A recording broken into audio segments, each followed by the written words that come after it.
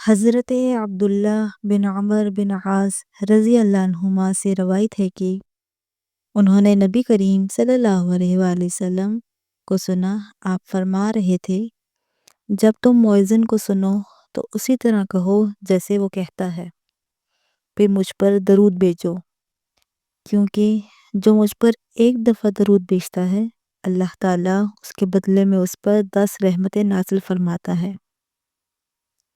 پھر اللہ تعالیٰ سے میرے لیے وسیلہ مانگو، کیونکہ وہ جنت میں ایک مقام ہے جو اللہ کے بندوں میں سے صرف ایک بندے کو ملے گا، اور مجھے امید ہے وہ میں ہی ہوں گا۔ چنانچہ جس نے میرے لیے وسیلہ طلب کیا اس کے لیے میری شفاعت واجب ہوگی۔ حدیث نمبر 849۔ حضرت ابو ہریرہ رضی اللہ عنہ سے روایت ہے، انہوں نے عرض کیا، یا رسول اللہ صلی اللہ علیہ وآلہ وسلم، قیامت کے دن آپ کی شفاعت سے سب سے زیادہ سعادت کسے ملے گی؟ تو رسول اللہ صلی اللہ علیہ وآلہ وسلم نے فرمایا، اے ابو ہریرہ، مجھے یقین تھا کہ تم سے پہلے کوئی اس کے بارے میں مجھ سے دریافت نہیں کرے گا، کیونکہ میں نے حدیث کے متعلق تمہاری حرص دیکھ لی تھی۔ سنو، قیامت میں سب سے زیادہ فیضیاب میری شفاعت سے وہ شخص ہوگا جو سچے دل سے لا الہ الا اللہ کہے گا۔ حدیث نمبر 99۔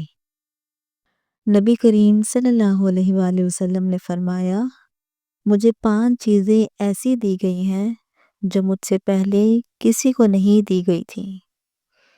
1 مہینے کی مسافت سے روب کے ذریعے میری مدد کی گئی، اور تمام زمین میرے لیے سجدہ گاہ اور پاکی کے لائق بنائی گئی۔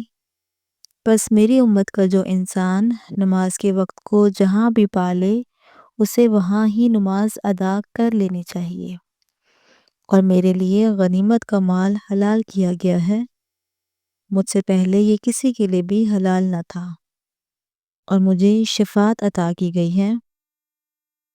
تمام انبیاء اپنی اپنی قوم کے لیے مبعوث ہوتے تھے، لیکن میں تمام انسانوں کے لیے عام طور پر نبی بنا کر بھیجا گیا ہوں۔ حدیث نمبر 335۔ آپ صلی اللہ علیہ وآلہ وسلم نے فرمایا، جو شخص اذان سن کر یہ کہے، اللہم رب هذه الدعوة التامة والصلاة القائمة آت محمدا الوسیلة والفضیلة وبعثه مقاما محمودا الذی وعدتہ، اسے قیامت کے دن میری شفاعت ملے گی۔ حدیث نمبر 614۔ انس رضی اللہ تعالیٰ عنہ فرماتے ہیں، میں نے نبی کریم صلی اللہ علیہ وآلہ وسلم سے سنا، آپ نے فرمایا، قیامت کے دن میری شفاعت قبول کی جائے گی۔ میں کہوں گا، اے رب، جس کے دل میں رائی کے دانے کے برابر بھی ایمان ہو اس کو بھی جنت میں داخل فرما دے۔ ایسے لوگ جنت میں داخل کر دیے جائیں گے۔ میں پھر عرض کروں گا، اے رب، جنت میں اسے بھی داخل کر دے جس کے دل میں معمولی سا بھی ایمان ہو۔ انس رضی اللہ عنہ نے کہا، گویا میں اس وقت بھی آپ صلی اللہ علیہ وسلم کی انگلیوں کی طرف دیکھ رہا تھا۔ حدیث نمبر 7509۔